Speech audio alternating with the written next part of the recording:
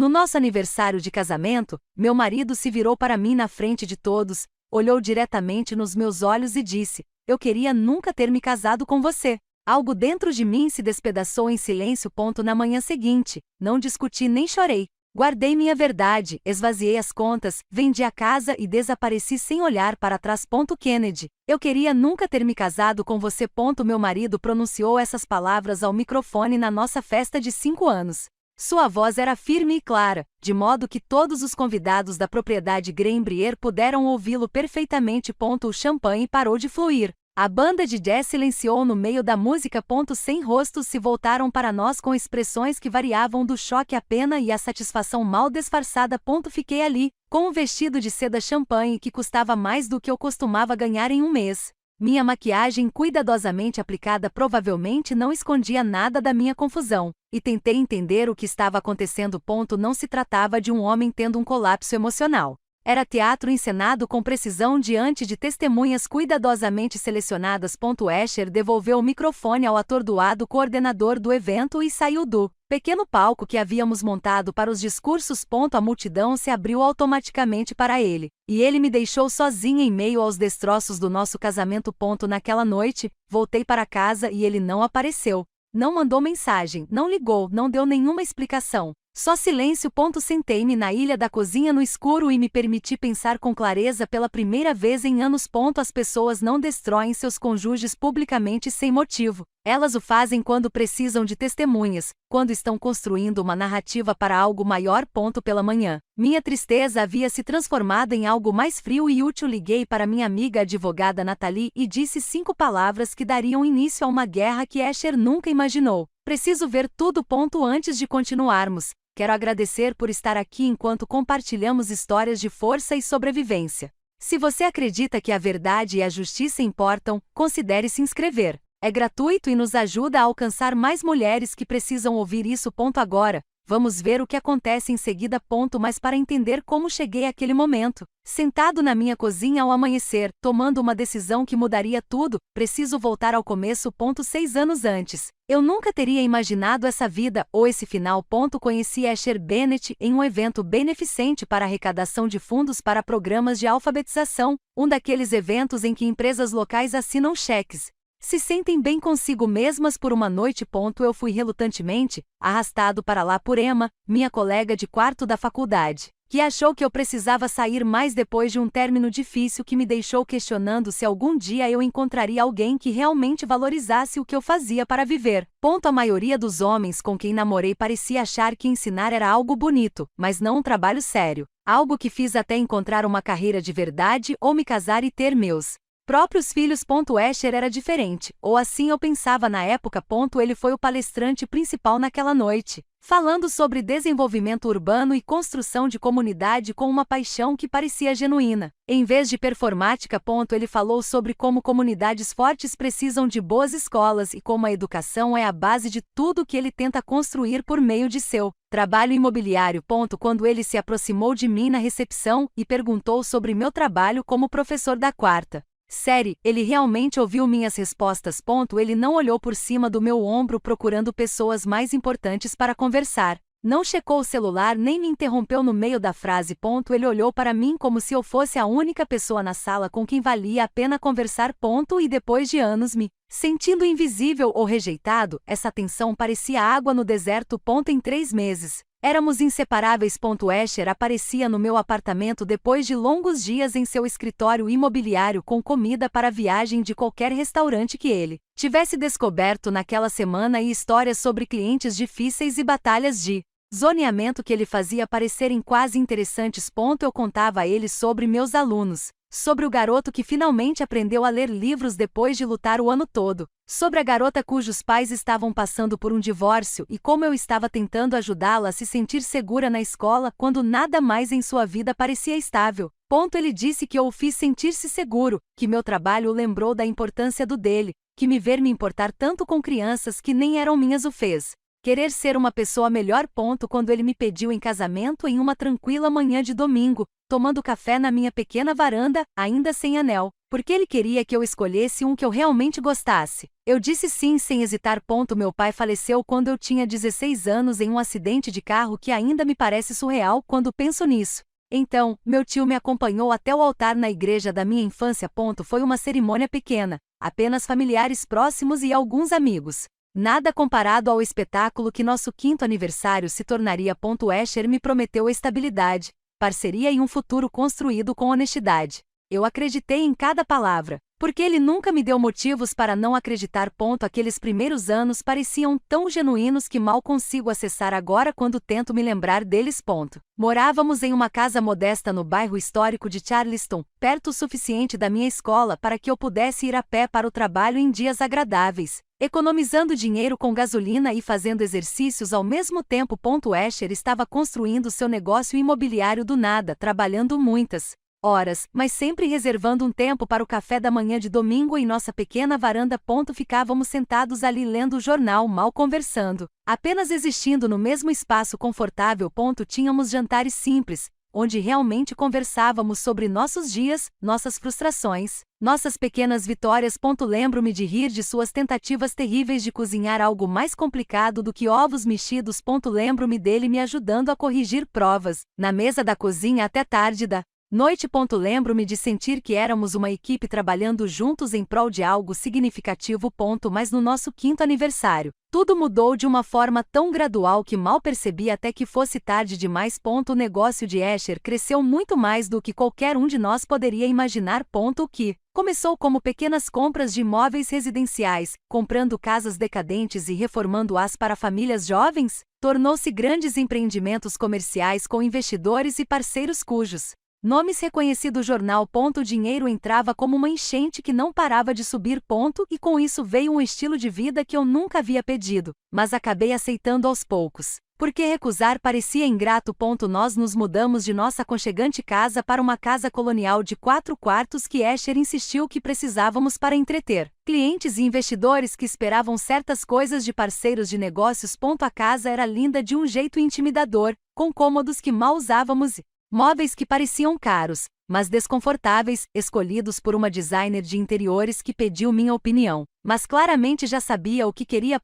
Senti mais falta do nosso antigo lugar do que admiti para qualquer um, até mesmo para Emma. Senti falta de poder ir até o mercado da esquina, onde o dono sabia meu nome e perguntava sobre meus alunos. Senti falta dos vizinhos que acenavam de suas varandas e às vezes traziam tomates extras de seus jardins. Senti falta da simplicidade de uma vida em que eu entendia meu papel e me sentia competente para desempenhá-lo. Minha mãe me visitava com frequência, sempre comentando sobre o quanto Escher havia me sustentado e o quanto eu tinha sorte de ter me casado com um homem tão ambicioso que claramente me adorava. Ela andava pela casa tocando as coisas com cuidado, como se estivesse em um museu, e me dizia que meu pai ficaria muito orgulhoso de me ver tão bem acomodada. Emma voava de Atlanta algumas vezes por ano e fazia piadas sobre como eu tinha me casado. Mas sempre havia algo em sua voz que eu não conseguia interpretar direito. Seria inveja, preocupação, julgamento? Nunca perguntei porque tinha medo da resposta. Tinha medo de que ela confirmasse o que eu já começava a suspeitar, que eu havia me perdido em algum ponto da transição de Kennedy Artley para Kennedy Bennett. Comecei a sentir que estava desempenhando um papel na vida de outra pessoa. Comparecer a galas com vestidos que eu jamais teria escolhido. Sorrir para fotos ao lado de pessoas cujos nomes esqueci imediatamente após serem apresentadas. Conversei sobre coisas que não me importavam com pessoas que nunca mais veria, discutindo sobre casas de férias, estratégias de investimento e conselhos de caridade, enquanto me perguntava internamente se mais alguém nesses eventos se sentia tão falso quanto eu. Mas eu disse a mim mesma que isso era normal, que era assim que a evolução do casamento se parecia, que todos os casais passavam por fases de adaptação conforme suas circunstâncias mudavam. Eu disse a mim mesmo que estava sendo egoísta por sentir falta da nossa antiga vida, quando tantas pessoas seriam gratas pelo que eu tinha. Aprendi a ser grata, a valorizar a segurança e a estabilidade, a parar de reclamar, até mesmo na minha cabeça, sobre me sentir desconectada de uma vida que parecia perfeita vista de fora. A festa de aniversário foi ideia inteiramente do Escher, embora ele a tenha apresentado como algo que estávamos decidindo. Juntos. Eu tinha sugerido algo intimista. Talvez um jantar com nossos amigos mais próximos no nosso restaurante favorito, ou uma viagem tranquila de fim de semana para as montanhas, onde poderíamos passar um tempo juntos sem precisar nos apresentar para ninguém. Mas Asher insistiu que precisávamos comemorar no Greenbrier Estate, o local mais exclusivo de Charleston, com uma lista de convidados que crescia a cada vez que discutíamos o assunto. 30 pessoas se tornaram 50, depois 70, depois quase 100 quando finalizamos os convites. Ele disse que era importante para sua reputação empresarial, que se esperava que pessoas em nossa posição fizessem certas coisas, fossem vistas de certas maneiras. Quando eu respondi gentilmente, sugerindo que nosso aniversário deveria ser sobre nós e não sobre seus contatos comerciais, ele pareceu magoado e disse que queria me homenagear, para mostrar a todos o quanto estava orgulhoso do nosso casamento. Isso efetivamente acabou com minhas objeções. Afinal, que tipo de esposa reclama do marido querer celebrar o relacionamento deles publicamente? Então, passei semanas ajudando a planejar cada detalhe. Embora os coordenadores do evento estivessem cuidando da maior parte do trabalho, o menu exigiu várias degustações. As flores precisavam complementar a arquitetura do local. A disposição dos assentos precisava levar em conta relações comerciais complexas que eu não compreendia completamente, manter certas pessoas afastadas e outras estrategicamente juntas. Minha mãe estava emocionada, contando a todos no seu clube de bridge sobre a elegante festa que sua filha estava organizando. Finalmente vivendo o tipo de vida que ela sempre esperou que eu alcançasse. Emma achou excessivo quando contei a ela sobre os planos, mas ela concordou em voar com seu novo namorado, embora eu pudesse ouvir a reserva em sua voz. Na noite anterior à festa, fiquei no nosso quarto experimentando o vestido de seda champanhe que Asher insistiu que eu comprasse em uma boutique onde eu normalmente nunca compraria. E por apenas um momento, senti uma onda de desconexão tão forte que me deixou fisicamente tonto. A mulher no espelho parecia pertencer à propriedade Greenbrier. Parecia alguém que frequentava galas beneficentes, sabia qual garfo usar para cada prato e nunca se preocupava com dinheiro. Ela parecia bem-sucedida e estável, exatamente onde deveria estar. Mas eu não a reconheci. Não conseguia me lembrar do momento exato em que deixei de ser Kennedy Hartley, a professora da 4ª série que comprava roupas na Target e considerava pizza para a viagem um prazer especial. Quando eu me tornei Kennedy Bennett, a esposa do empreendedor imobiliário que tinha vários vestidos caros, se preocupava com a disposição dos assentos e conversava com pessoas cujas vidas não tinham nenhuma semelhança com a minha. Toquei meu reflexo no espelho, pressionando a palma da mão contra o vidro frio, e não senti nada. Eu deveria ter dado ouvidos a esse sentimento. Eu deveria ter confiado na parte de mim que sabia que algo estava fundamentalmente errado. Mas não o fiz. Em vez disso, alisei o vestido caro, pratiquei meu sorriso até que parecesse natural e me preparei para celebrar um casamento que eu pensava ser real, mas que estava prestes a descobrir que tinha sido construído com base em mentiras que eu nunca imaginei que chegariam. A noite começou exatamente como planejado, o que fez com que o que viria a seguir parecesse ainda mais surreal. Emma contou histórias sobre nossos dias de faculdade que fizeram todo mundo rir, lembrando a todos da época em que eu mal podia comprar ramen e sonhava em viajar o mundo com um salário de professora. Marcos, o sócio de Asher, levantou seu copo com palavras sobre dedicação e parceria, sobre como Asher sempre me deu crédito por mantê-lo com os pés no chão. Minha mãe ficou com lágrimas genuínas nos olhos, falando sobre o quão orgulhoso meu pai ficaria de me ver tão feliz e estável, tão amada por um homem que claramente me amava. Fiquei genuinamente comovido ao ouvi-la, pensando que talvez eu estivesse errado em me sentir desconectado desta vida. Talvez esta celebração elegante na propriedade Greenbrier fosse exatamente onde eu deveria estar. Asher sentou-se ao meu lado. Durante todos os discursos, sua mão pousada sobre a minha, o que todos interpretaram como afeição. Seu sorriso perfeito e caloroso para a sala cheia de convidados. Quando ele se levantou para pegar o microfone, eu esperava algo doce e previsível. Talvez uma piada sobre como eu aguentava suas longas horas de trabalho. Talvez um agradecimento pela paciência com as ambições dele. Talvez alguma história sentimental sobre o momento em que ele soube que queria se casar comigo. A sala ficou em silêncio, daquele jeito expectante que as multidões fazem quando esperam por algo emocionante. Todos se virando para nós com rostos prontos para rir ou chorar, ou ambos. Eu estava sorrindo para ele, provavelmente parecendo a esposa dedicada de um filme romântico, completamente despreparada para o que estava prestes a acontecer. Escher olhou diretamente para mim com uma expressão que eu nunca tinha visto antes em seu rosto. Seus olhos azuis eram frios, calculistas, completamente vazios de qualquer calor ou reconhecimento.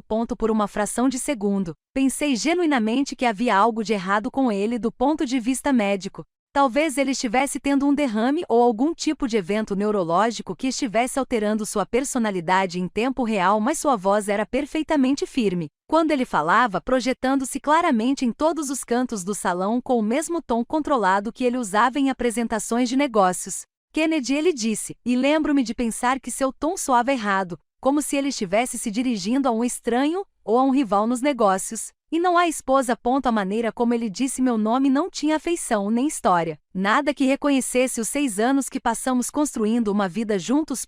Então vieram as palavras que se repetiriam na minha mente milhares de vezes nos meses seguintes. Eu queria nunca ter me casado com você. Elas pairavam no ar como fumaça de uma arma, visíveis, venenosas e impossíveis de retirar. Meu cérebro simplesmente não conseguia processar o que meus ouvidos tinham ouvido. As palavras não faziam sentido naquele contexto, na nossa festa de aniversário, cercados por todos que conhecíamos. Na verdade, eu sorri no começo, esperando a piada final, que ele risse e dissesse que estava brincando de alguma forma bizarra que eu ainda não entendia. Mas ele ficou ali parado, com o microfone na mão, me observando com algo que parecia perturbadoramente próximo da satisfação, como se estivesse satisfeito com minha confusão. O silêncio que se seguiu foi sufocante, pressionando o ambiente como um peso físico. Eu podia ouvir a respiração de alguém falhando, um copo sendo colocado com muita força, o cristal tilintando. O farfalhar de tecidos caros enquanto as pessoas se mexiam desconfortavelmente em seus assentos, sem saber para onde olhar ou o que fazer. A expressão no rosto de todos confirmou que isso estava realmente acontecendo, que eu não tinha ouvido ou entendido mal. Emma levou a mão à boca, os olhos arregalados de choque e algo mais que não conseguia identificar. Seria pena, ou ela sabia que algo estava por vir.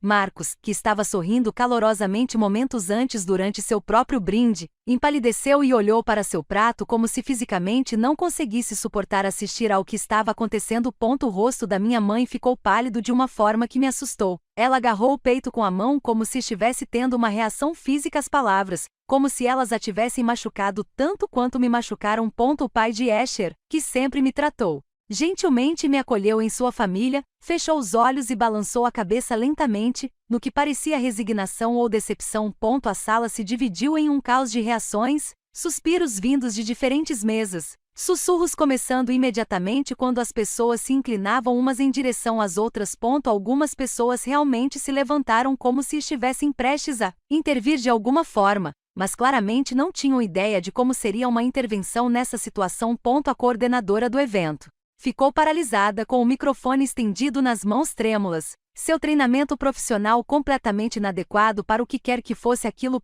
E Escher simplesmente devolveu o microfone a ela sem dizer mais nada, sem explicação, sem pedido de desculpas ou reconhecimento do que tinha acabado de fazer. Ele saiu do pequeno palco que tínhamos montado para discursos, e a multidão se abriu para ele automaticamente, todos atordoados demais para se mover, falar ou pará-lo. Ele me deixou ali sozinha, em meio aos destroços do nosso casamento, diante de 100 testemunhas que contariam essa história pelos anos seguintes. Não fui atrás dele, embora parte de mim quisesse exigir uma explicação ali mesmo, na frente de todos. Mas algo dentro de mim ficou muito quieto e muito frio naquele momento, como se um interruptor tivesse sido acionado. Um instinto de sobrevivência tomou conta de mim, algo que eu não sabia que possuía. Levantei-me lenta e deliberadamente e alisei meu vestido de seda champanhe com mãos que de alguma forma estavam firmes, apesar de tudo. Virei-me para encarar a sala cheia de pessoas que tinham acabado de testemunhar minha completa humilhação. Todos me encaravam com expressões que variavam do horror à pena, passando pelo que parecia assustadoramente divertido. Peço desculpas pela interrupção, ouvi-me dizer, com a voz surpreendentemente calma e clara. Por favor, aproveitem o resto da noite. Era completamente absurdo. Eu estava me desculpando pela minha própria destruição pública, dando permissão às pessoas para ficarem e comerem a comida cara pela qual tínhamos pago enquanto meu casamento implodia em tempo real, mas não consegui pensar em mais nada para fazer ou dizer que me devolvesse algum controle sobre a situação. Então, caminhei pelo salão de baile com a cabeça erguida, mantendo toda a dignidade que pude salvar, passando por mesas de convidados que de repente acharam seus pratos fascinantes e não conseguiam me olhar nos olhos. Passei pela banda de jazz que havia parado de tocar no meio da música, com seus instrumentos pendurados, silenciosos e inúteis. Passando pelos elaborados arranjos de flores que o florista levou 3 horas para instalar naquela tarde, escolhidos especificamente para complementar a arquitetura do local. Passando a mesa de sobremesas, passamos 1 hora escolhendo algo do menu do buffet. Cada detalhe dessa festa que eu ajudei a planejar durante semanas agora parecia uma piada cruel. Emma me alcançou no corredor de mármore do lado de fora do salão de baile e agarrou meu braço com força suficiente para me impedir. Kennedy, o que aconteceu? O que ele quis dizer? Você sabia que ele ia fazer isso? As perguntas surgiram rapidamente, e sua voz continha algo que eu não conseguia identificar. Preocupação certamente, mas também algo mais. Olhei para ela, para minha amiga mais antiga que tinha vindo de Atlanta para esta celebração, e percebi que não tinha absolutamente nenhuma resposta para lhe dar. Não sei, eu disse, e percebi como minha voz soava monótona, como se eu estivesse relatando informações em vez de discutir o fim do meu casamento. Não tenho ideia do que aconteceu ou por quê. Emma olhou para mim como se estivesse tentando determinar se eu estava em choque, mentindo ou prestes a desmoronar completamente.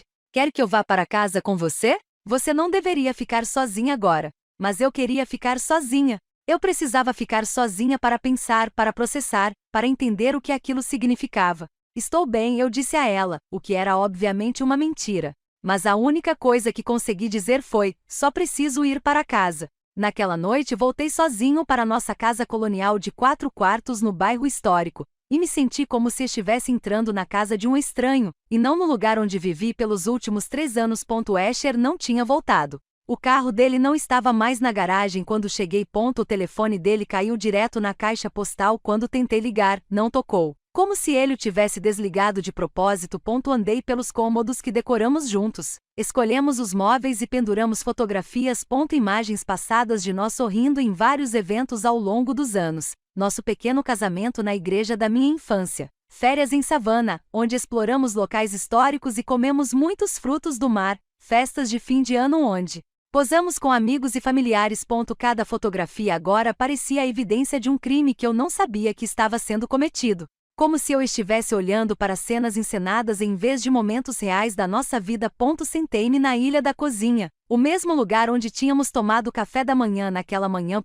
O mesmo lugar onde Asher beijou minha testa antes de sair para seu escritório, dizendo que me veria no local e que estava ansioso para comemorar comigo. Será que ele já sabia o que ia fazer? Será que me deu um beijo de despedida enquanto planejava minha destruição, enquanto ensaiava aquelas 7 palavras em sua cabeça? Servi-me de uma taça de vinho da garrafa que havíamos aberto 2 noites antes. Mas quando a levei aos lábios, não consegui me obrigar a bebê-la. Em vez disso, fiquei sentado lá na casa escura, sem acender as luzes, deixando meus olhos se ajustarem às sombras enquanto minha mente tentava entender o que tinha acontecido. As pessoas não destroem seus cônjuges publicamente sem motivo. Não se tratava de raiva, impulso ou algum tipo de colapso emocional. Era estratégia, teatro, uma performance para um público específico. Asher fez isso deliberadamente na frente de testemunhas cuidadosamente escolhidas, com um propósito que eu ainda não havia descoberto, mas sabia que existia.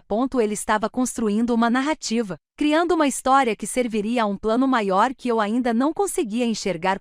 Quando o sol começou a nascer, lançando luz cinzenta através das janelas da cozinha, meu choque havia se transformado em algo mais nítido e útil. Não tristeza ou desgosto, embora isso viesse depois. O que eu senti era determinação fria, clara e focada. Eu precisava entender por que isso tinha acontecido. Precisava ver tudo que estava me escapando. Na manhã seguinte ao aniversário, liguei para Natalie Park antes do sol nascer completamente. Minha mão tremia levemente enquanto eu descava o número dela, embora eu não soubesse dizer se era de exaustão ou de adrenalina. Natalie e eu éramos amigas na faculdade. quando ela cursava direito e eu cursava pedagogia, e mantivemos contato superficialmente ao longo dos anos. Ela se tornou advogada de divórcio em Atlanta, o tipo de pessoa que as pessoas contratam quando seus casamentos terminam mal e precisam de alguém que lute sem piedade. Nos víamos talvez 2 vezes por ano para almoçar quando ela visitava Charleston para visitar os pais. Sessões informais de atualização, onde conversávamos sobre trabalho e vida, evitando qualquer coisa muito pesada. Mas Natalie sempre foi perspicaz, observadora, o tipo de pessoa que conseguia enxergar através de fachadas e fingimentos em segundos. Eu precisava dessa clareza agora mais do que nunca precisei de qualquer outra coisa. Ela atendeu no segundo toque, apesar de ser cedo.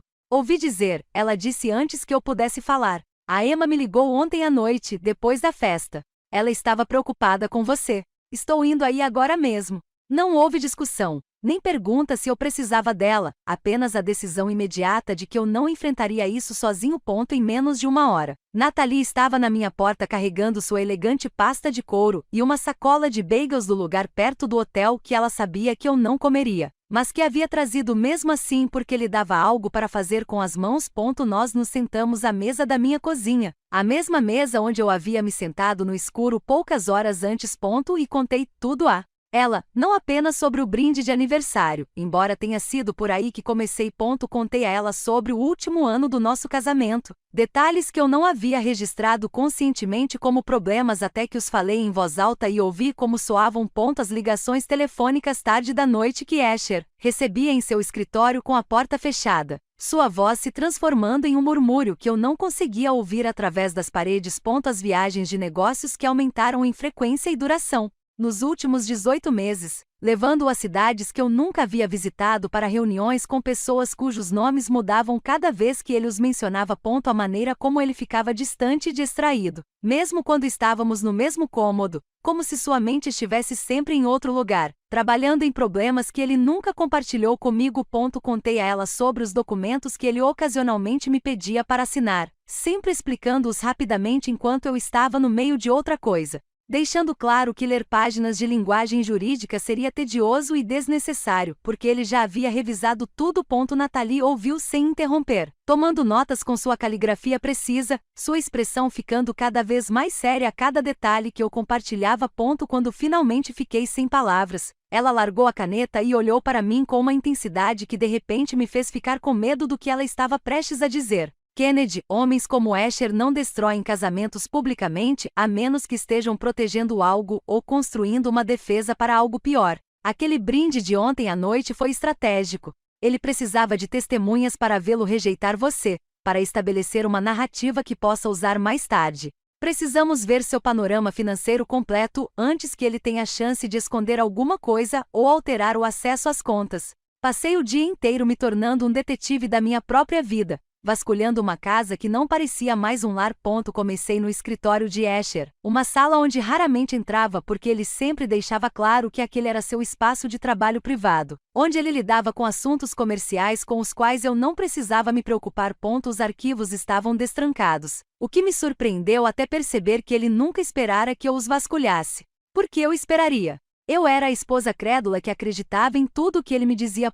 Fotografei documentos com meu telefone, minhas mãos se movendo mecanicamente enquanto minha mente lutava para processar o que eu estava vendo. Extratos bancários de contas que eu nem sabia que existiam. Carteiras de investimentos com meu nome listado como coproprietário em imóveis dos quais eu nunca tinha ouvido falar. Contratos comerciais com assinaturas que pareciam minhas, mas que eu não lembrava de ter assinado. Acessei nossas contas online compartilhadas, tirando prints de tudo antes que as senhas pudessem ser alteradas ou as informações pudessem ser excluídas. Nossa conta corrente conjunta contava uma história que eu estava distraído demais para perceber enquanto a vivia. Saques sistemáticos nos últimos 4 meses, 5 e 10 mil dólares de cada vez, todos rotulados como despesas comerciais ou oportunidades de investimento. O saldo passou de saudável para quase vazio enquanto eu continuava ensinando e presumindo que nossas finanças estavam estáveis. Encontrei escrituras de imóveis para investimento em meu nome, com endereços em cidades que nunca havia visitado. Quando olhei atentamente para as assinaturas nesses documentos, senti um aperto no estômago. Elas eram exatamente iguais à minha assinatura, a maneira específica como eu formava certas letras, a inclinação particular da minha caligrafia. Mas eu nunca tinha assinado esses papéis. Nem mesmo os tinha visto antes daquele momento. Alguém falsificou meu nome tão perfeitamente que quase duvidei da minha própria memória. No terceiro dia de busca, eu já tinha reunido evidências suficientes para saber que algo estava muito errado, muito pior do que um casamento fracassado ou até mesmo um simples caso extraconjugal. Natalie trouxe David Ramos, um contador forense com quem ela havia trabalhado em casos complexos de divórcio envolvendo ativos ocultos. David era um homem quieto na faixa dos 50 anos, com cabelos grisalhos e olhos que pareciam ver padrões onde outras pessoas viam apenas números. Ele se instalou na minha sala de jantar com seu laptop e pilhas de documentos, ocasionalmente me fazendo perguntas sobre transações específicas ou compras de propriedades. Você autorizou esse saque? Você se lembra de ter assinado a papelada para este imóvel? Você sabia que seu nome estava listado nesta conta comercial? Minha resposta era sempre a mesma. Não, eu não sabia, não tinha assinado. Não tinha autorizado nada daquilo. Quando David finalmente levantou os olhos do laptop depois de 2 dias de análise intensiva, sua expressão era sombria de um jeito que fez meu peito apertar de ansiedade. Senhora Bennett, seu marido tem usado sua identidade para criar empresas de fachada e comprar propriedades que existem apenas no papel. Não se trata de investimentos imobiliários. As propriedades ou não existem ou são terrenos sem valor, comprados a preços inflacionados. Os fluxos de dinheiro sugerem fortemente lavagem de dinheiro. Os fundos vêm de fontes questionáveis, são filtrados por meio dessas transações imobiliárias falsas e depois desaparecem em contas no exterior. Se essa operação vier à tona e os investigadores começarem a investigá-la, seu nome estará em tudo. Você seria a primeira pessoa que eles considerariam responsável. A sala pareceu se inclinar ao meu redor. Agarrei-me à borda da mesa de jantar para me equilibrar. Enquanto eu ensinava alunos da 4ª série a fazer divisão longa e me preocupava com planos de aula e reuniões de pais e professores, meu marido estava construindo um empreendimento criminoso usando minha identidade como base. Há quanto tempo isso vem acontecendo? Perguntei, minha voz quase um sussurro. A resposta de David piorou tudo infinitamente. Com base nos documentos mais antigos que encontrei com a sua assinatura, pelo menos 3 anos. Possivelmente mais se houver contas ou propriedades que eu ainda não tenha descoberto. 3 anos. Todo o nosso tempo nesta casa, a maior parte do nosso casamento, foi construído sobre uma mentira que eu tinha sido ingênua ou confiante demais para perceber. As peças começaram a se encaixar de uma forma que me deixou fisicamente doente. Pedi licença para sair da sala de jantar e fui até o banheiro, onde me inclinei sobre a pia e tentei respirar apesar da náusea. O brinde de aniversário não era sobre terminar nosso casamento porque Asher havia se desapaixonado por mim ou encontrado outra pessoa. Embora isso também possa ser verdade. Tratava-se de estabelecer uma narrativa pública antes que qualquer operação criminosa na qual ele estivesse envolvido fracassasse, ou fosse investigada. Ao me declarar instável e indesejado diante de 100 testemunhas, Asher estava criando a história perfeita para quando as autoridades viessem fazer perguntas. Veja o que ela fez com o nosso casamento, ele poderia dizer. Veja como ela se comportou de forma errática. É claro que ela era capaz de cometer crimes financeiros. É claro que ela escondia atividades ilegais. Eu não tinha ideia do que ela estava fazendo pelas minhas costas. A esposa desequilibrada que destruiu o casamento dele se tornaria a esposa criminosa que destruiu a própria vida. O bode expiatório perfeito.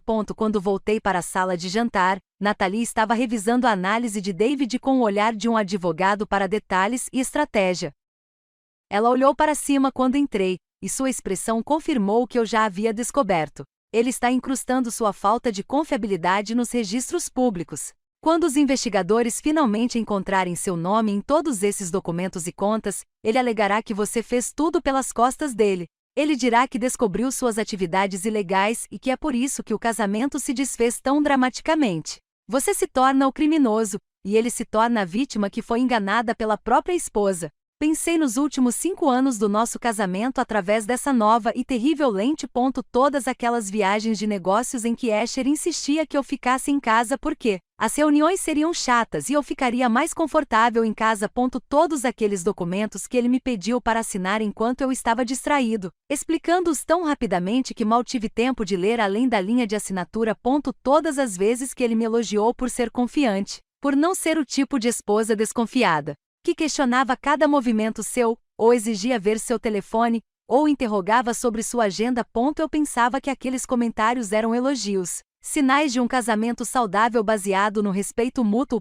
Agora eu entendia que eram algo completamente diferente. Ele não estava me elogiando. Ele estava me aprimorando, me treinando para não fazer perguntas, me moldando exatamente no tipo de esposa que nunca olharia com atenção suficiente para ver o que ele realmente estava fazendo. E eu o deixei, acreditei em cada palavra. Fiquei tão grata por terem confiado nele que nunca questionei se essa confiança estava sendo usada contra mim. Tomei uma decisão que surpreendeu até mesmo Natalie. Eu iria desaparecer antes que Asher pudesse executar qualquer passo final que ele tivesse planejado. Não. Desaparecer no sentido de fugir para algum lugar remoto e se esconder, mas desaparecer estrategicamente, me livrando de todos os laços financeiros que nos uniam antes que ele pudesse me prender ainda mais ou usar essas conexões para me arrastar para baixo com o que quer que estivesse por vir. Quando contei a Natalie o que queria fazer, ela me estudou por um longo momento antes de concordar lentamente. Isso é inteligente. É exatamente o que você deveria fazer. Mas precisamos agir rápido e fazer tudo conforme as regras para que ele não possa alegar que você está agindo de forma ilegal ou irracional. Natalie explicou meus direitos legais com a precisão de alguém que já havia lutado essas batalhas muitas vezes antes. Como coproprietário da nossa casa, eu tinha todo o direito de vendê-la, mesmo sem o consentimento imediato de Asher, já que nossos nomes estavam na escritura. Como titular de uma conta conjunta, eu tinha direito à metade de tudo em nossas contas compartilhadas, independentemente de quem tivesse depositado o dinheiro originalmente. Como alguém cuja identidade foi roubada e usada para fins criminosos, até mesmo pelo meu próprio marido, eu tinha o direito de me proteger de maiores danos. Trabalhamos metodicamente nos dias seguintes, tratando minha extração como uma operação militar que exigia planejamento cuidadoso e execução impecável. Primeiro, retirei minha parte legal de nossas contas conjuntas restantes antes que elas pudessem ser congeladas ou esvaziadas por Asher quando ele percebesse o que eu estava fazendo. Fui pessoalmente ao banco, sentei-me em frente a um gerente que claramente queria fazer perguntas sobre o grande saque, mas era profissionalmente obrigado a não fazê-lo, e transferi exatamente metade do saldo restante para uma nova conta que eu havia aberto em um banco totalmente diferente. Não era nem de longe tanto dinheiro quanto deveria haver, dado que eu sabia sobre o sucesso empresarial de Asher, o que confirmava que ele já havia transferido a maior parte dos nossos ativos líquidos para algum lugar onde eu não tinha acesso. Mas o que restou foi o suficiente para me dar opções e independência. Então entrei em contato com uma corretora imobiliária em quem Natalie confiava, uma mulher chamada Patrícia, que era especialista em vendas rápidas e já tinha visto divórcios suficientes para saber que não deveria fazer perguntas invasivas. Expliquei que precisava vender nossa casa o mais rápido possível, que eu era coproprietário com pleno direito legal de iniciar a venda e que a rapidez era mais importante do que conseguir o preço mais alto possível. Patrícia andou pela casa fazendo anotações e tirando fotos enquanto eu observava, sentindo-me estranhamente distante dos cômodos em que morei por 3 anos. Ela me garantiu que as propriedades em nosso bairro estavam sendo vendidas em poucos dias no mercado atual, especialmente casas tão bem conservadas quanto as nossas. Posso listar isso amanhã de manhã, disse ela. E ficaria surpresa se não tivéssemos ofertas até o final da semana. Asher tentou me ligar 2 vezes naquela semana. Nas 2 vezes vi o nome dele aparecer na tela do meu celular e não senti absolutamente nada. Nenhuma vontade de responder, nenhuma curiosidade sobre o que ele poderia dizer, nenhuma afeição persistente ou esperança de que ele de alguma forma explicaria tudo de uma forma que fizesse sentido. Deixei ambas as chamadas irem para o correio de voz e ele não deixou nenhuma mensagem. Ele enviou uma mensagem de texto 3 dias depois da festa de aniversário. Precisamos conversar sobre a situação da casa. A frase me disse tudo. Não precisamos conversar sobre nós, ou precisamos conversar sobre o que aconteceu, mas especificamente sobre a situação da casa, o que significava que ele já havia sido notificado de que eu havia colocado o imóvel à venda. Bloqueei o número dele sem responder. O que quer que ele tivesse a dizer não importava mais para mim. Minha mãe ligava todos os dias, cada vez mais preocupada e confusa, pedindo para eu explicar o que estava acontecendo e por que as pessoas ligavam para ela com perguntas sobre meu casamento e rumores sobre a festa de aniversário. Eu ainda não podia lhe contar a verdade. Como explicar que seu genro bem-sucedido, O homem que ela elogiara por cuidar tão bem de mim era um criminoso que me usava como disfarce há anos. Como eu poderia dizer a ela que cada documento com minha assinatura falsificada, cada transação imobiliária ilegal, cada dólar lavado por meio de negócios imobiliários falsos foram projetados para me tornar o bode expiatório quando tudo desmoronasse? Mãe, preciso que você confie em mim agora, eu disse durante uma dessas ligações, sentindo o cansaço na minha própria voz. Não posso explicar tudo ainda, mas prometo que estou fazendo o que preciso para me proteger. Por favor, confie em mim. Ela não entendeu, mas acabou parando de insistir em respostas que eu não podia dar. A casa foi vendida em 3 dias para um comprador à vista que não fez perguntas e queria fechar o negócio o mais rápido possível legalmente. Peguei minha metade dos lucros imediatamente, quase $200.000, que transferi para a nova conta da qual Asher não sabia nada. Era mais dinheiro do que eu já tinha visto em um só lugar em toda a minha vida. Mais do que eu havia ganhado em anos de ensino somados. Não me senti culpado por aceitá-lo. Esse dinheiro representava 5 anos da minha vida. 5 anos sendo manipulado e usado. 5 anos tendo minha identidade roubada aos poucos, enquanto eu permanecia alheio a tudo. Na verdade, eu tinha uma dívida que me era de muito mais do que metade da venda de uma casa. Nathalie me ajudou a me livrar sistematicamente de cada cartão de crédito compartilhado, de cada conta de investimento conjunta, de cada emaranhado financeiro que me conectava a Asher.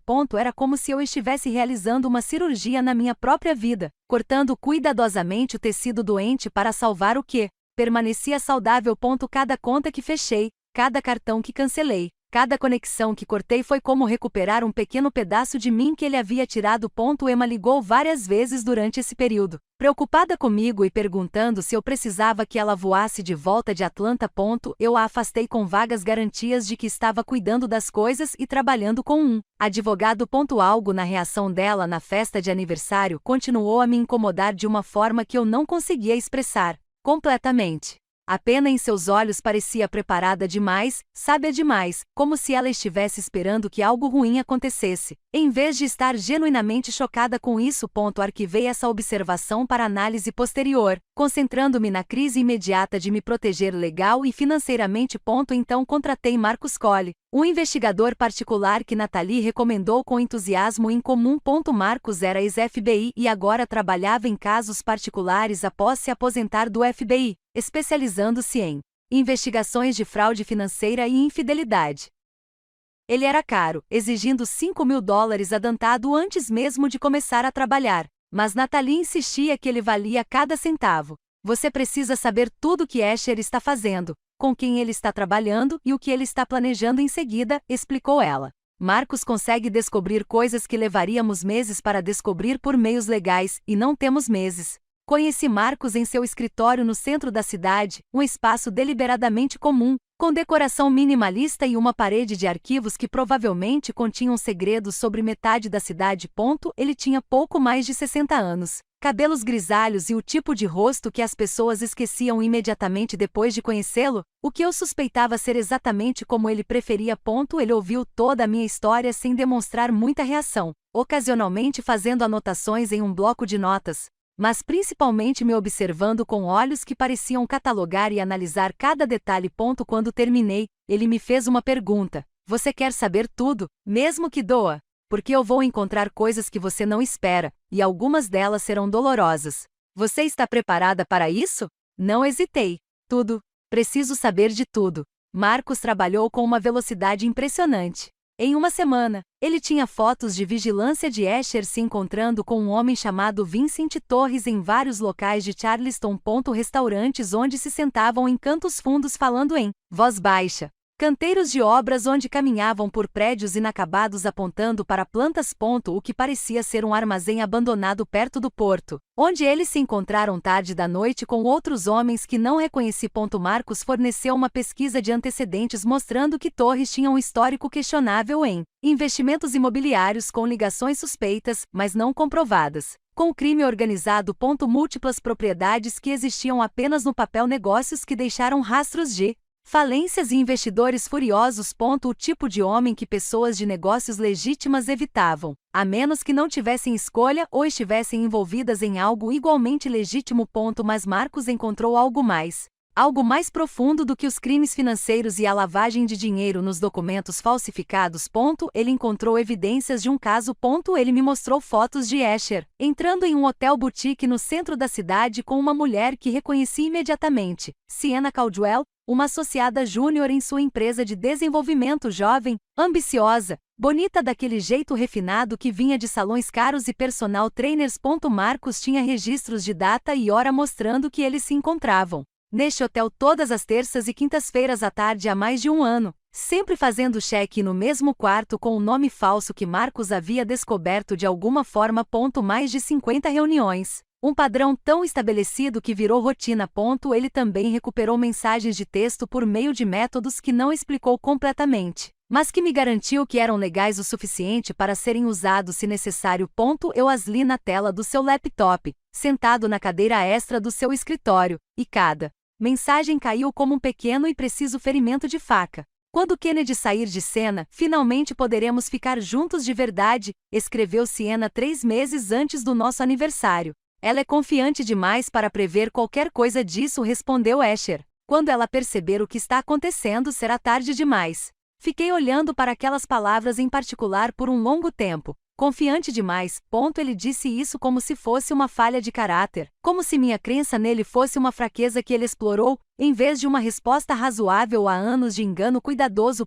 Marcos me observou atentamente, provavelmente tentando avaliar se eu iria desmoronar ou desmoronar. Você está bem? Ele perguntou finalmente. Eu me surpreendi ao rir, um som curto e amargo que não continha nenhum humor real. Estou melhor do que bem, disse eu, percebendo como minha voz havia mudado na última semana, ficando mais dura e fria. Finalmente entendi exatamente com o que estou lidando. Com as evidências de Marcos espalhadas sobre sua mesa e a análise financeira de David aberta no meu laptop, comecei a ver o quadro completo do plano de Asher com uma clareza que era ao mesmo tempo esclarecedora e nauseante. Ele estava usando meu nome e identidade para lavar dinheiro por meio de negócios imobiliários falsos com Vincent Torres por pelo menos 3 anos. Possivelmente mais se houvesse transações que ainda não tivéssemos descoberto. Sienna não era apenas sua amante, não era apenas mais uma mulher envolvida em um caso convencional. Ela estava ativamente envolvida no lado financeiro da operação, cuidando da papelada e das contas. O nome dela aparece em documentos internos que Marcos obteve por meio de fontes que ele não quis identificar. O caso e a fraude estavam tão interligados que não podiam ser separados. 2 crimes que corriam paralelamente e se complementavam. O plano de longo prazo de Asher ficou claro quando estudei a linha do tempo que havíamos construído. Quando a operação inevitavelmente fracassasse ou fosse investigada, meu nome estaria em todos os documentos importantes, as escrituras de propriedade, os registros comerciais, as contas bancárias, os pedidos de empréstimo. Ele alegava que eu tinha feito tudo pelas costas dele, que ele tinha descoberto minhas atividades ilegais e ficou horrorizado que o estresse e a traição tinham destruído nosso casamento. O brinde de aniversário foi sua primeira jogada nessa estratégia. Estabelecer diante de 100 testemunhas que eu era instável, que nosso casamento havia terminado mal e publicamente, que eu não era confiável. Qualquer protesto que eu fizesse depois soaria exatamente como as mentiras desesperadas de uma pessoa culpada tentando transferir a culpa. Era elegante em sua crueldade, um plano que provavelmente levou anos para ser desenvolvido. Fiz cópias de tudo o que havíamos reunido, tratando cada documento como se fosse uma evidência em um julgamento que ainda não havia começado, mas que inevitavelmente começaria. Várias cópias armazenadas em vários locais, porque eu tinha assistido a dramas policiais suficientes para saber que as evidências poderiam desaparecer ou ser destruídas. Um conjunto completo foi para Natalie, armazenado no cofre do escritório dela, junto com outros materiais confidenciais de clientes. Dei outro conjunto ao meu tio, irmão mais novo do meu pai, que me acompanhou até o altar no meu casamento, e que eu sabia que protegeria esses documentos com a própria vida se necessário. Ele não fez perguntas quando apareci em sua porta com uma caixa lacrada, apenas me puxou para um abraço e prometeu que nada aconteceria com o que eu estivesse confiando a ele. Enviei um terceiro conjunto completo para uma conta de armazenamento em nuvem segura, do tipo que exige várias etapas de autenticação e me notifica imediatamente se alguém tentasse acessá-la. Fui metódico e cuidadoso, tratando isso como a guerra que havia se tornado. Cada Documento foi etiquetado, datado e referenciado com outras evidências. Criei planilhas monitorando fluxos de dinheiro, cronogramas mostrando quando crimes específicos ocorreram, redes mapeando as conexões entre Escher, Torres, Siena e as várias empresas de fachada que eles haviam estabelecido. Foi um trabalho exaustivo que consumiu todas as noites por mais de uma semana. Mas também me senti fortalecido de uma forma que eu não sentia há anos. Eu não era mais a esposa passiva que assinava documentos sem lê-los. Eu estava construindo algo que poderia me proteger e potencialmente derrubar as pessoas que tentaram me usar como escudo para seus crimes. Nathalie marcou uma consulta com o ex-promotor federal que ela conhecia, alguém que poderia nos dizer se tínhamos evidências suficientes para abordar as autoridades ou se precisávamos reunir mais antes de tomar qualquer atitude. A promotora era uma mulher chamada Catherine Vale, que havia deixado o governo para trabalhar na área privada, cuidando da defesa de crimes de colarinho branco para clientes que podiam pagar seus honorários substanciais. Ela concordou em analisar nossas evidências como um favor a Nathalie, não cobrando nada pela consulta inicial, mas deixando claro que se isso fosse além, ela precisaria ser contratada adequadamente. Catherine passou 3 horas na sala de conferências de Nathalie revisando tudo o que havíamos compilado. Ela fazia anotações em um bloco de notas, ocasionalmente fazendo perguntas sobre transações específicas ou solicitando esclarecimentos sobre datas e valores. Ela examinou as assinaturas falsas nos documentos, comparando-as com a minha assinatura real na minha carteira de motorista e em outros documentos legítimos. Ela leu as mensagens de texto entre Escher e Siena, sua expressão permanecendo profissionalmente neutra mesmo quando o conteúdo se tornava explícito ou particularmente cruel. Quando ela finalmente olhou para cima, largando a caneta com cuidado deliberado, sua expressão era séria de um jeito que fez meu estômago apertar de expectativa. Isso é substancial, disse ela, e senti algo se soltar no peito, algo que eu não sabia que estava segurando. Isso é fraude federal, lavagem de dinheiro, roubo de identidade. Se você levar isso ao FBI, eles vão investigar. Não tenho dúvidas disso. As evidências que você compilou são melhores do que aquelas com as quais a maioria dos agentes começa quando abre casos. Ela fez uma pausa, e eu sabia que uma ressalva estava chegando. Mas você precisa entender o que está começando. Depois que você leva essas informações às autoridades federais, não há como voltar atrás. Seu marido saberá que você é a fonte. Ele pode persegui-la judicialmente, contratando advogados para alegar que você está mentindo ou é instável. Ele pode persegui-la financeiramente, tentando congelar bens ou alegando que você lhe deve dinheiro. E dadas suas conexões com Torres, que tem laços documentados com pessoas que não resolvem problemas por meios legais, ele pode persegui-lo de maneiras mais diretamente perigosas. O aviso pairou no ar entre nós. Nathalie estendeu a mão e apertou a minha, num gesto de apoio e solidariedade. Pensei no que Catherine realmente estava me perguntando. Eu estava preparada para me colocar na mira? Eu estava preparada para potencialmente passar meses ou anos travando batalhas jurídicas e observando por cima do ombro? A resposta veio mais facilmente do que eu esperava. Ele já destruiu a minha vida, eu disse baixinho. Ele roubou minha identidade, falsificou minha assinatura em documentos criminais, teve um caso enquanto planejava me incriminar por seus crimes. O que mais ele pode fazer comigo que já não tenha feito? Pelo menos, se eu revidar, tenho uma chance. Se eu não fizer nada, me tornarei exatamente o que ele tentou me transformar, uma vítima com muito medo ou fraca demais para se salvar. Catherine assentiu como se aquela fosse a resposta que esperava ouvir. Então precisamos ter certeza absoluta de que você está protegida antes de fazer qualquer coisa.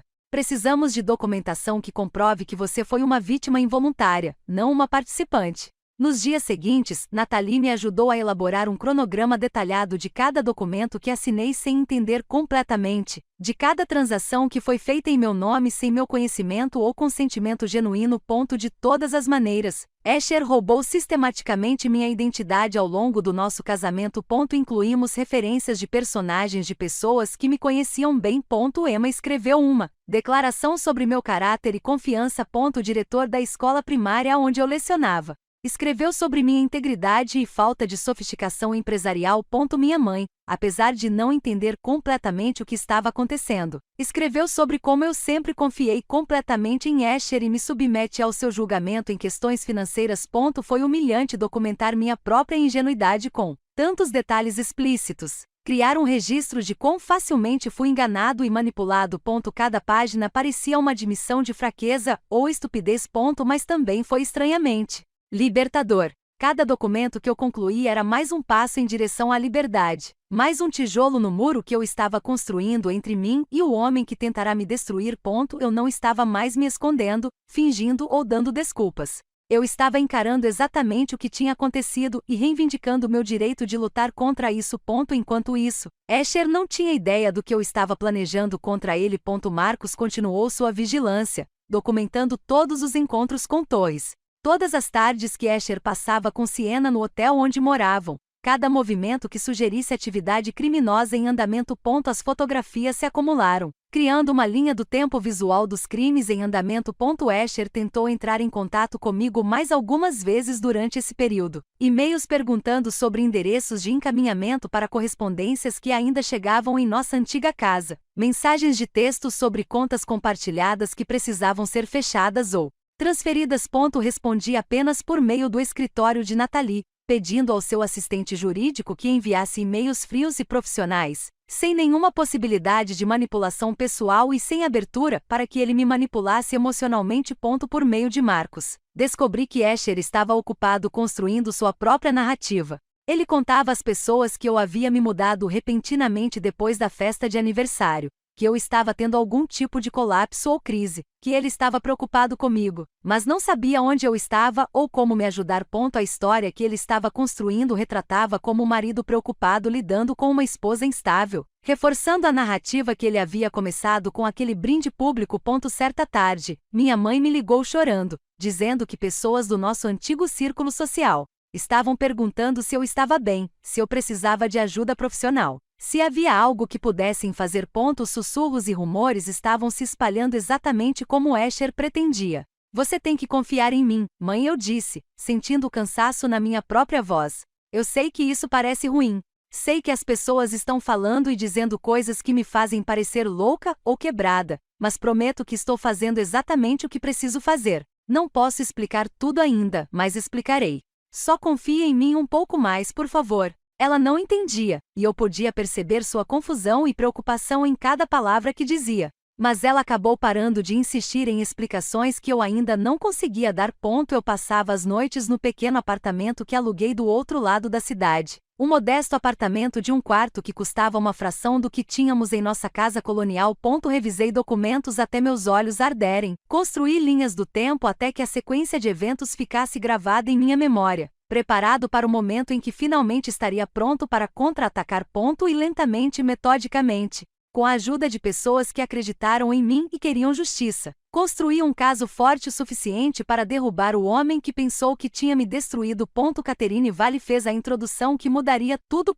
Ela me ligou numa tarde de quinta-feira, 3 semanas depois da nossa consulta inicial, e me disse que tinha marcado uma reunião com alguém com quem eu precisava conversar. A agente especial Raquel Morrison, da Divisão de Crimes Financeiros do FBI.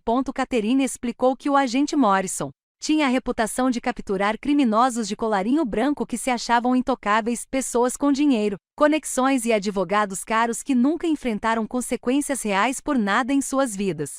Ela é exatamente quem você precisa, disse Catherine. Mas preciso avisá-la. Assim que você entrar naquele prédio federal e apresentar essas provas, estará dando início a eventos que não podem ser interrompidos ou controlados. Não há como voltar atrás nessa decisão. Catherine marcou a reunião para a terça-feira seguinte, dando-me vários dias para me preparar mental e emocionalmente para o que eu estava prestes a fazer. Ela me avisou que o FBI investigaria tudo, inclusive eu, pelo menos inicialmente. Eles precisariam verificar se eu era realmente uma vítima involuntária, e não um participante que se esquivou ou estava tentando evitar consequências.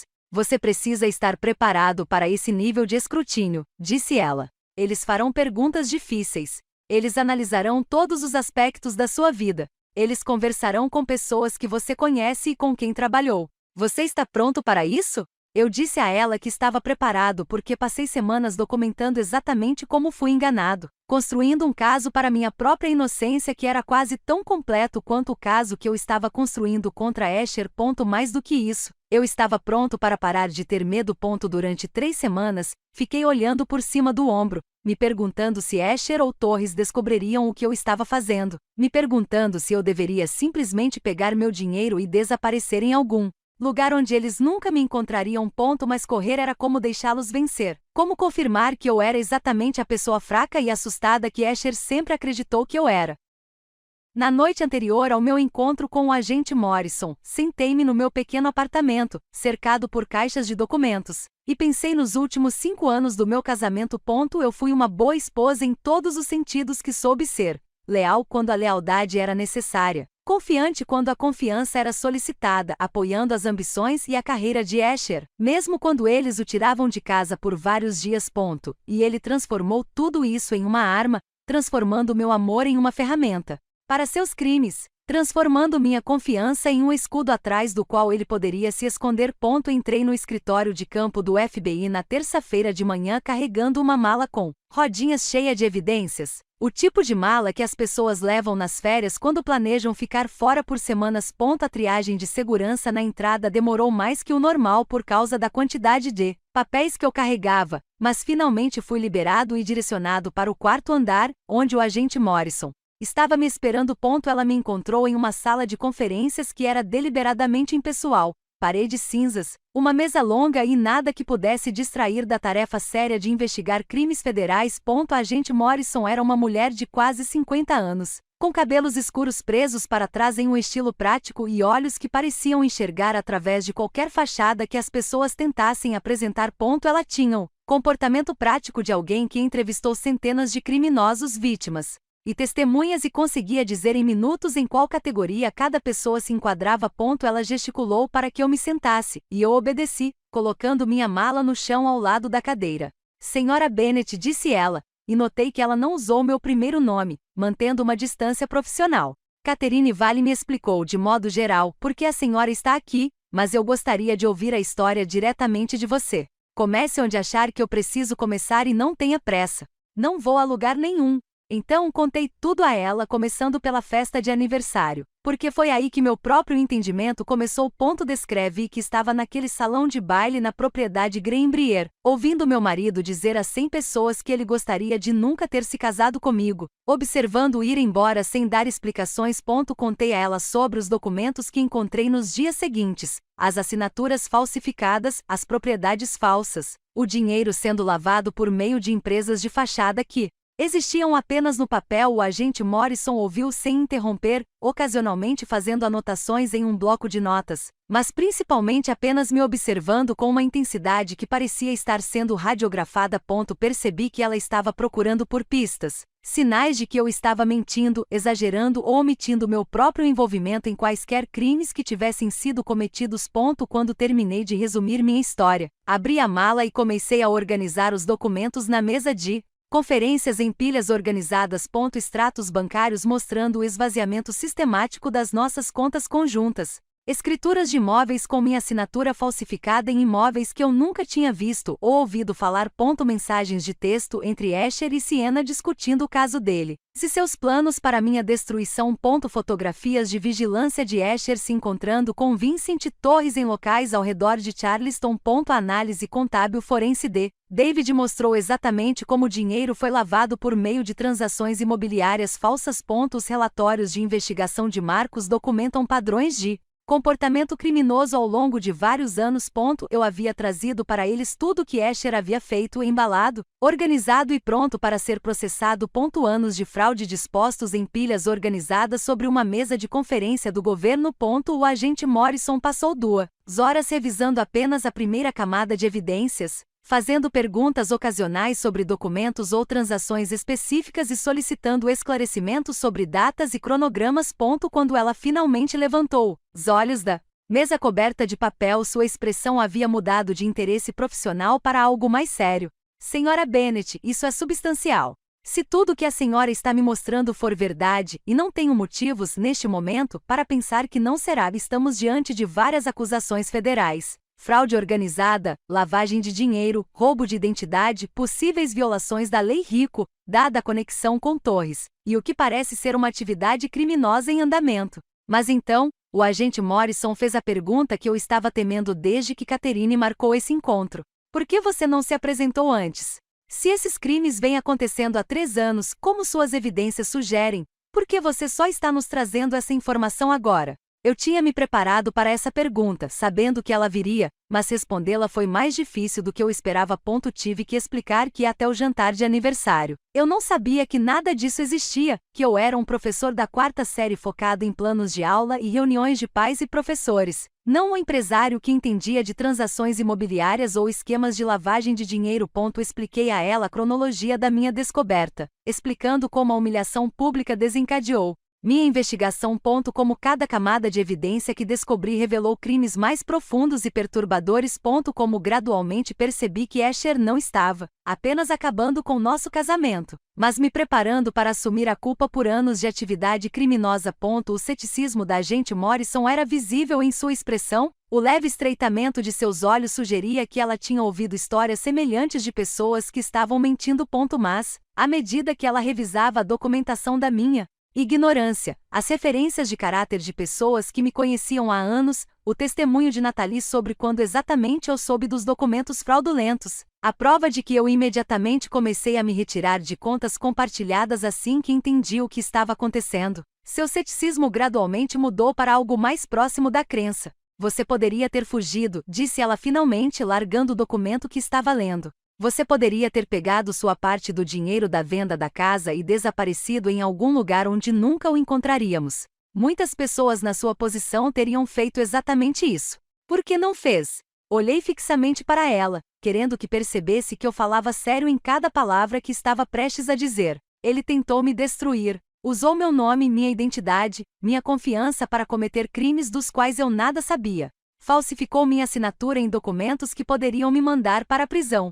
Planejou me deixar levar a culpa por tudo enquanto ele fugia com a amante e começava uma nova vida, construída com o dinheiro que roubou. Quero que ele enfrente as consequências do que fez. Consequências reais, não apenas um acordo de divórcio ou alguma multa financeira que ele possa pagar. E quero ter certeza de que ninguém mais se torne um dano colateral em seus planos. Que nenhuma outra mulher tenha que se sentar em uma sala de conferências como esta explicando como seu marido a usou como escudo para seus crimes.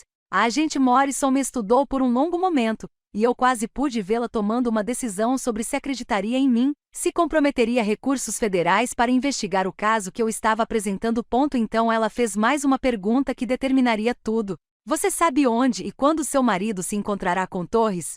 Se quisermos prosseguir com isso, se quisermos pegá-los em flagrante, em vez de apenas investigar crimes passados, precisamos de informações atualizadas sobre suas atividades. Marcos me forneceu exatamente essa informação, padrões que ele observou ao longo de semanas de vigilância, sugerindo que Asher e Torres se encontravam todas as sextas-feiras à noite em uma propriedade à beira-mar que eles alegavam estar desenvolvendo, mas que na verdade era apenas mais um falso negócio imobiliário criado para movimentar dinheiro. Dei ao agente Morrison o endereço exato, o horário em que as reuniões normalmente começavam e tudo o que Marcos havia observado sobre seus padrões, hábitos. Ela ligou para outra pessoa no escritório, falou em tom baixo que não conseguia ouvir completamente, mas que parecia urgente e operacional. Quando ela desligou, ela se virou para mim com uma expressão que era totalmente profissional. Se seguirmos em frente, será rápido. Precisaremos que você esteja disponível para depoimentos, para entrevistas e perguntas adicionais, possivelmente durante semanas ou meses de investigação. À medida que construímos o caso, sua vida se tornará pública. A mídia vai cobrir isso. Pessoas que você conhece vão descobrir tudo. Você está preparado para esse nível de exposição? Pensei na alternativa, ficar em silêncio e deixar Asher vencer, vivendo com a certeza de que ele tinha escapado impune de tudo. Estou preparado, eu disse, e senti a verdade daquelas palavras se fixar em meus ossos. A agente Morrison assentiu uma vez e estendeu a mão sobre a mesa. Seu aperto era firme e sólido. Então vamos derrubá-lo, ela disse. O FBI agiu com uma precisão que eu não havia previsto. A equipe do agente Morrison passou o resto daquela semana construindo seu caso com eficiência metódica, verificando cada evidência que eu havia fornecido, cruzando referências de documentos com bancos de dados federais, obtendo mandados de juízes que precisavam ser convencidos de que havia causa provável para uma operação tão significativa. Não estive envolvido na maior parte desse trabalho, sendo mantido deliberadamente à distância para que minha presença não comprometesse a investigação ou desse aos advogados de defesa qualquer oportunidade de alegar procedimento impróprios. Mas Marcos me manteve atualizado por meio de Nathalie, servindo como uma ponte de informações entre meu mundo civil e a operação federal que estava silenciosamente ganhando força. Escher continuava com seus negócios normalmente, completamente alheio ao fato de que toda a sua operação estava prestes a ruir. Ele ainda se encontrava com Torres em vários locais em Charleston, ainda passava as tardes de terça e quinta-feira no Hotel Boutique com Siena, ainda se comportava com a confiança de alguém que acreditava ser intocável. Os relatórios de vigilância de Marcos não mostraram nenhuma mudança de comportamento, nenhuma indicação de que Escher suspeitasse de que algo estava errado. Por que faria isso? Seu plano tinha funcionado perfeitamente até então. Sua instável esposa havia desaparecido após seu colapso público, exatamente como ele havia previsto a todos que perguntavam. Ele estava livre para continuar sua atividade criminosa sem interferência. Na tarde de quinta-feira, Marcos ligou com notícias urgentes. A reunião acontecerá amanhã, sexta-feira à noite, exatamente como o padrão havia previsto. Eles estão movendo algo grande, disse Marcos com a voz tensa, com o tipo de entusiasmo que surge ao ver uma longa investigação finalmente chegar ao seu ápice. Vários veículos estão sendo providenciados. O que parece ser transferência de documentos, considerando que o equipamento está sendo levado para o depósito, possivelmente dinheiro, embora eu não possa confirmar isso sem me aproximar mais do que deveria. É isso. Este é o ápice do que quer que eles estejam planejando. Passei a informação imediatamente para a agente Morrison, ligando diretamente para ela e repassando tudo o que Marcos havia me dito. Ela ouviu sem interromper. Fez 2 perguntas esclarecedoras sobre horários e veículos e depois me disse que retornaria a ligação. Ela retornou em menos de 1 hora. Vamos nos mudar amanhã. A operação está aprovada e as equipes serão informadas hoje à noite. Vocês querem observar? A pergunta me pegou completamente de surpresa. Eu presumi que descobriria sobre a prisão de Escher depois do ocorrido, talvez recebesse um telefonema do agente Morrison me avisando que tudo estava resolvido.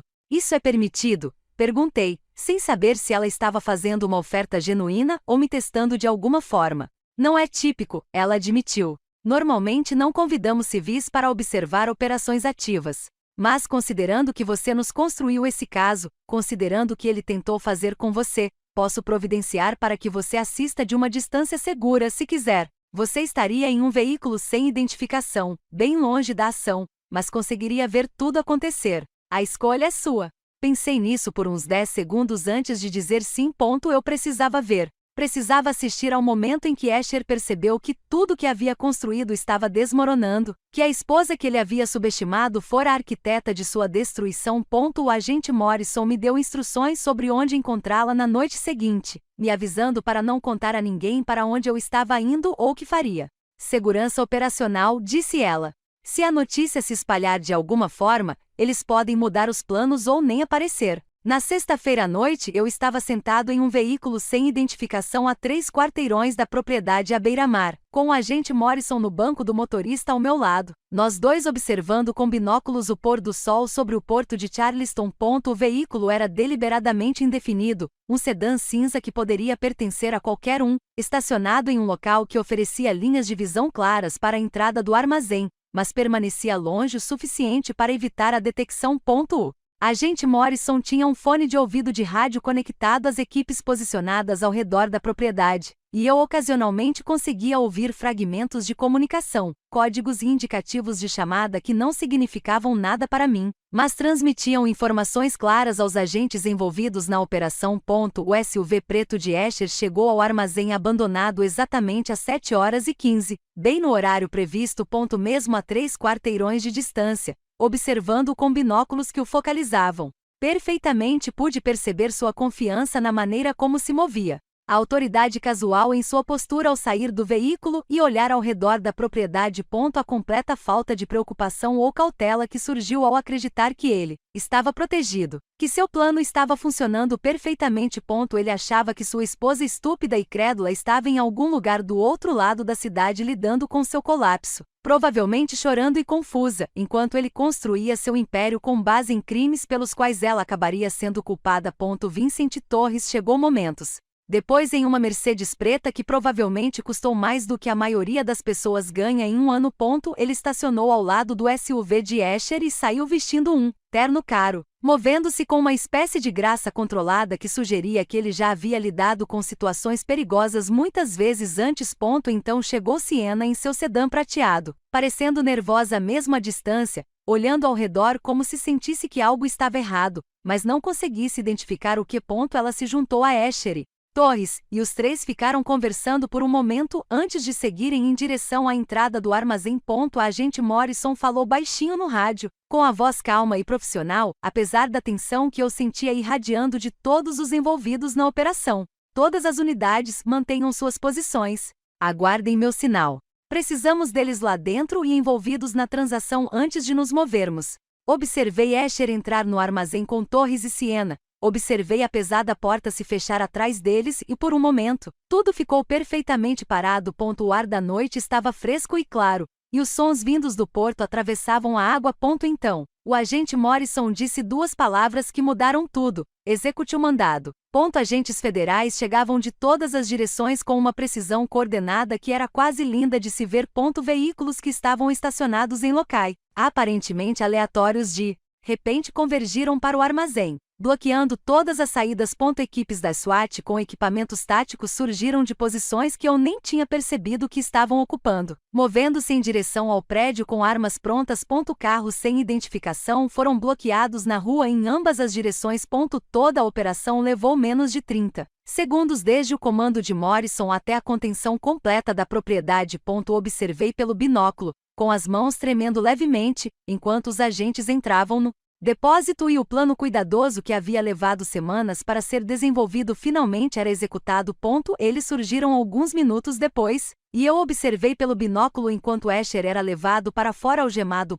Sua expressão estava se transformando em tempo real. Confusão dando lugar à fúria, dando lugar a algo que parecia assustadoramente com medo quando ele viu o número de agentes ao seu redor e entendeu a escala do que estava acontecendo.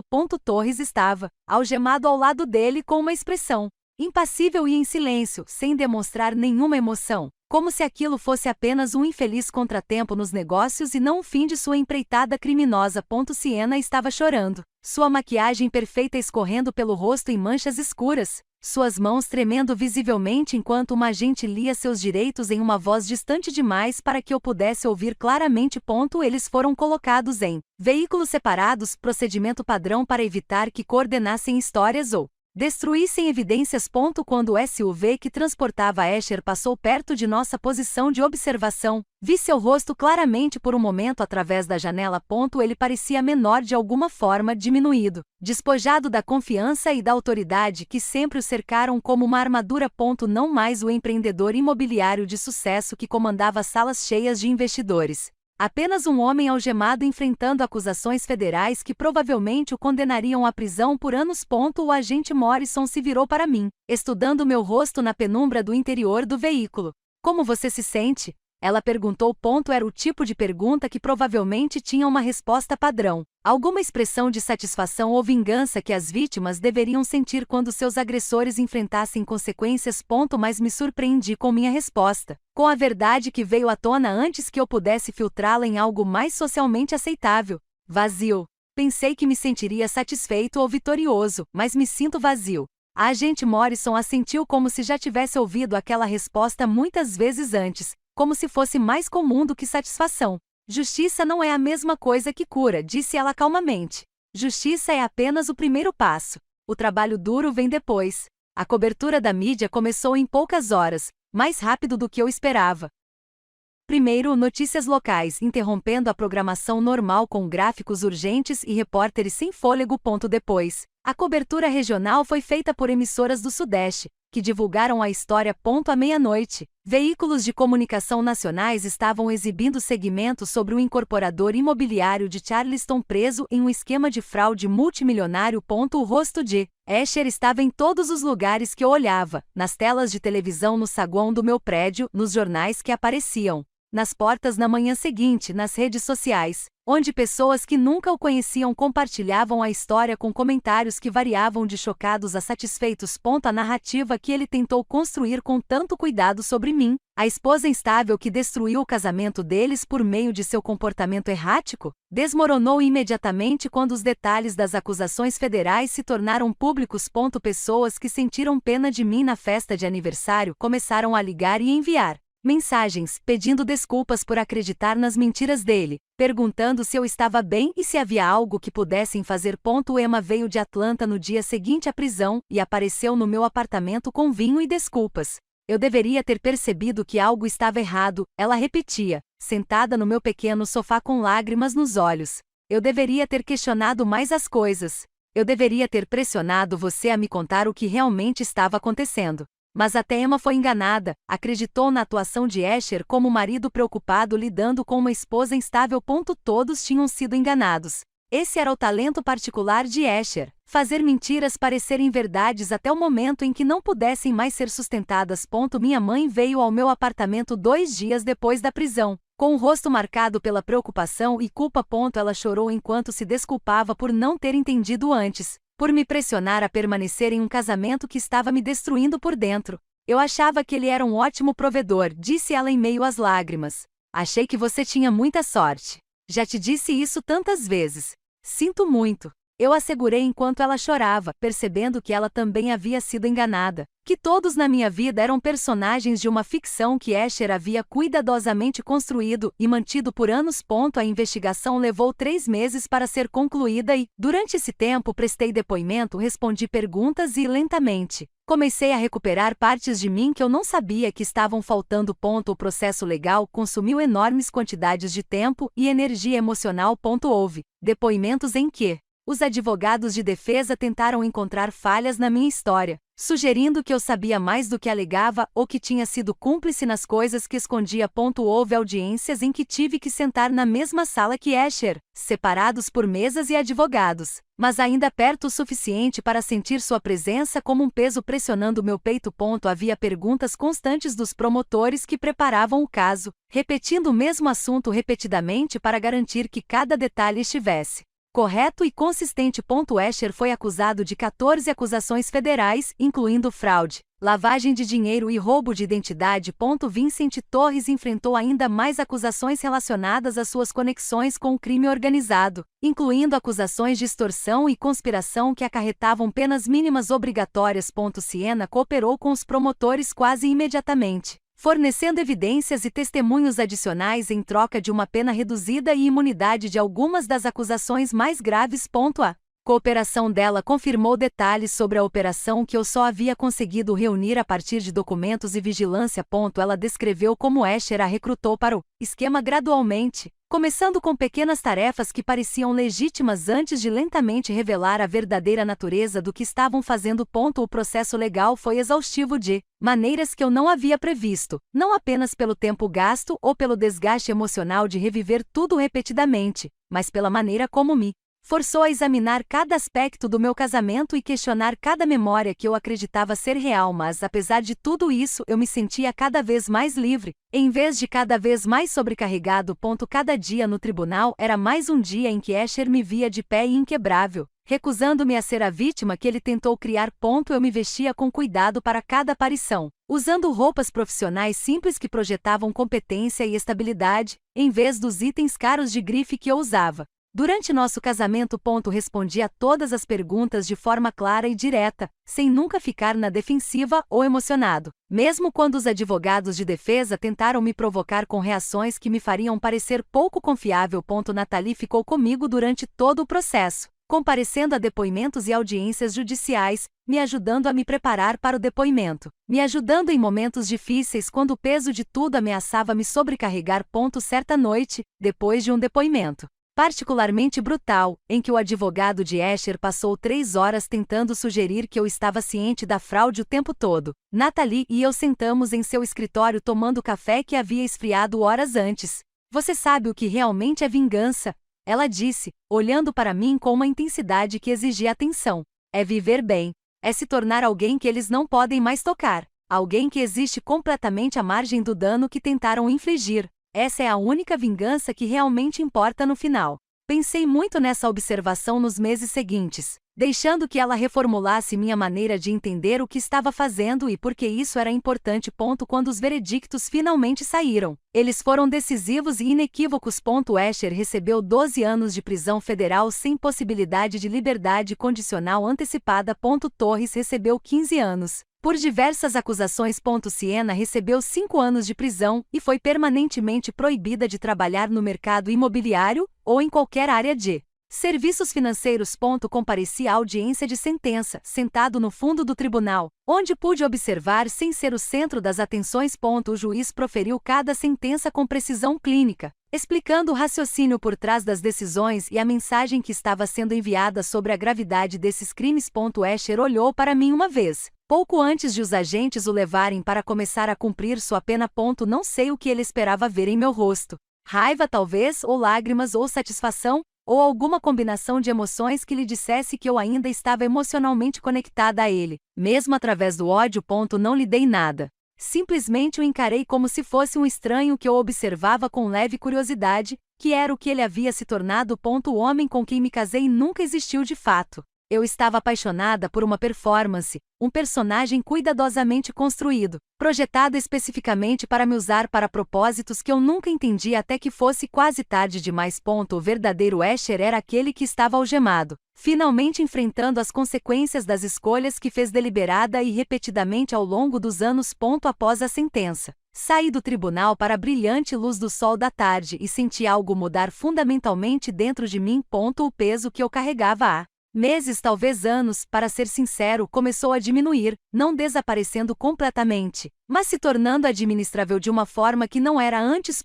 Tomei a decisão de deixar Charleston completamente poucos dias após a sentença. Havia muitas lembranças, naquela cidade, muitos lugares onde eu encontrava pessoas que sempre me viam como a mulher do desastre do aniversário. A história se tornou uma lenda local, recontada em jantares e reuniões sociais como um conto de advertência sobre confiar demais ou um exemplo chocante de quão bem as pessoas conseguem esconder sua verdadeira natureza. Escolhi Portland, Oregon, selecionando deliberadamente um destino o mais longe possível da Carolina do Sul enquanto estivesse nos Estados Unidos continentais.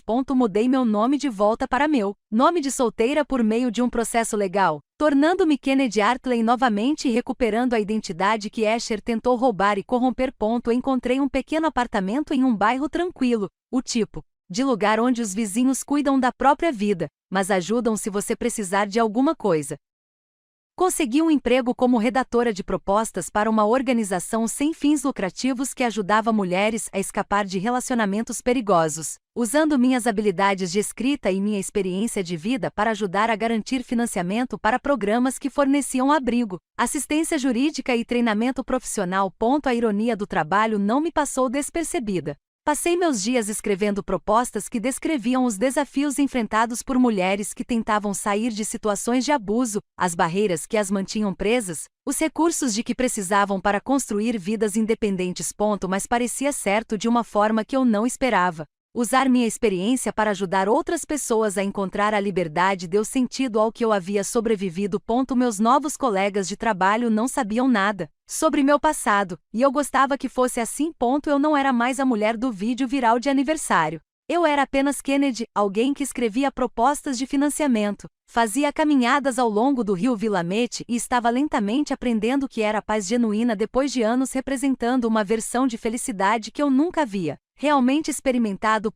Emma visitou o local uma vez, viajando para um fim de semana prolongado e trazendo vinho e álbuns de fotos antigos da faculdade. Passamos uma noite na minha pequena varanda olhando fotos de antes de Escher, de quando eu ainda estava tentando decidir quem eu queria ser. E percebi com clareza o quanto de mim havia perdido naquele casamento. Não apenas interesses ou amizades específicas que haviam desaparecido, mas aspectos fundamentais da minha personalidade que eu havia suprimido ou modificado para me encaixar no papel da esposa que Escher precisava que eu fosse. 6 meses depois de começar minha nova vida, recebi uma carta de Escher. Ele havia sido encaminhado pelo escritório de Natalie, e eu o guardei por 3 dias antes de abri-lo, sem saber se ler suas palavras atrasaria o progresso que eu estava fazendo em direção à cura genuína. A carta era curta, escrita com sua caligrafia precisa, em papel timbrado da prisão. Ele não se desculpou pelo que fez. Não assumiu a responsabilidade pelos crimes que cometeu ou pelas maneiras como me usou e traiu. Em vez disso, ele escreveu sobre como eu o traí ao ir ao FBI, como eu destruí sua vida e seu futuro, como eu nunca entenderia a pressão que ele estava sofrendo ou as situações impossíveis que ele estava tentando enfrentar. A carta era uma obra-prima de desvio e autopiedade, sem assumir responsabilidade e atribuindo toda a culpa às circunstâncias e a outras pessoas. Li uma vez, sentado à minha pequena mesa da cozinha, e não senti nada além de uma espécie de pena distante por alguém tão fundamentalmente incapaz de se ver claramente. Depois, queimei-o na pia da cozinha, observando o papel enrolar e escurecer até que não restasse nada além de cinzas que joguei no ralo. Aquela carta foi o último pedaço de Escher que permiti entrar na minha vida, ou nos meus pensamentos. Agora, minha mãe liga todo domingo, e reconstruímos algo honesto entre nós depois de anos de um relacionamento que parecia bom por fora, mas que carecia de profundidade genuína. Ela se desculpou por me pressionar a ser a esposa perfeita, por me importar mais com as aparências e posição social do que com minha felicidade real. Agora falamos sobre coisas menores durante nossas ligações: seu jardim e os tomates que ela está cultivando, meu trabalho e a proposta de financiamento que estou lutando para terminar. A vida que estou construindo aos poucos em uma cidade onde ninguém conhece minha história. Às vezes, ela pergunta-se: estou feliz, e eu digo a verdade sem rodeios. Estou chegando lá. A felicidade não é um destino que alcancei no dia em que Escher foi condenado, ou no dia em que me mudei para Portland, ou qualquer momento específico que eu possa apontar e dizer que foi quando tudo mudou. É algo que estou construindo lenta e deliberadamente em uma vida que finalmente é completamente minha. Emma me perguntou recentemente, durante uma de nossas conversas telefônicas, se eu me casaria novamente. Se eu conseguiria confiar em alguém o suficiente depois de tudo o que aconteceu. Eu disse a ela que talvez um dia, mas não porque preciso de alguém para me completar, me dar estabilidade ou dar sentido à minha vida. Eu já estou completo. A vingança nunca foi realmente sobre destruir Escher ou vê-lo enfrentar as consequências, embora isso fosse necessário e importante. A vingança era sobre me recusar a deixá-lo me destruir, sobre me tornar alguém que não poderia ser tocado ou diminuído pelo que ele tentou fazer. E no final, foi exatamente isso que eu fiz. Se essa história de justiça e resiliência manteve você cativado até o final, clique em curtir agora mesmo. Minha parte favorita foi quando Kennedy entrou no escritório do FBI com uma mala cheia de evidências, assumindo o controle de sua própria história. Qual foi o seu momento favorito? Deixe nos comentários abaixo. Não perca mais histórias poderosas de coragem e transformação como esta.